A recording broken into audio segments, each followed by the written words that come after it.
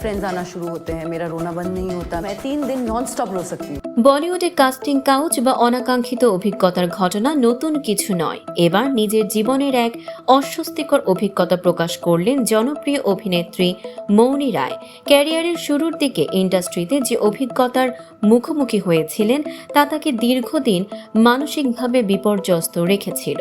সম্প্রতি spice it up অনুষ্ঠানে অপূর্ব মুখিজার সঙ্গে আলাপে মৌনি বলেন, আমি সরাসরি কাস্টিং কাউচের শিকার হইনি, তবে 21-22 বছর বয়সে একটি ঘটনার মুখে পড়েছিলাম যা আমাকে খুব অস্বস্তিতে ফেলেছিল।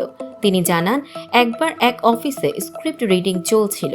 সেখানে একটি দৃশ্য ছিল এমন, নায়িকা সুইমিং পুলে পড়ে যায়, নায়ক তাকে উদ্ধার করে এবং তার জ্ঞান ফেরাতে মাউথ টু মাউথ রেসপিরেশন দেয়। মৌনি আরও যোগ করেছেন, লোকটি আক্ষরিক অর্থে আমাকে ধরে নিজের মুখ থেকে আমার মুখে শ্বাস প্রশ্বাস দিয়ে দৃশ্যটা দেখিয়েছিল।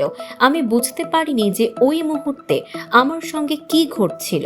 আমি কাঁপতে শুরু করলাম এবং আমি নিচে দৌড়ে গেলাম। এটি সত্যি আমাকে দীর্ঘ সময়ের জন্য ক্ষতবিক্ষত করেছিল। উল্লেখ্য, কিউকি সাস ভি কভি বাহু থি ধারাবাহিকের মাধ্যমে অভিনয় জগতে পা রাখেন মৌনি রায়। এরপর মহাদেব ও নাগিন সিরিয়ালে অভিনয় করে বিপুল জনপ্রিয়তা অর্জন করেন। 2018 সালে অক্ষয় কুমার অভিনীত গোল্ড সিনেমার মাধ্যমে বলিউডে অভিষেক হয় তার। আগামী বছর মুক্তি পেতে যাচ্ছে তার নতুন ছবি জওয়ানি তো ইশক হোনা হ্যায়, যেখানে তার সঙ্গে আছেন পূজা হেগড়ে ও মৃণাল ঠাকুর।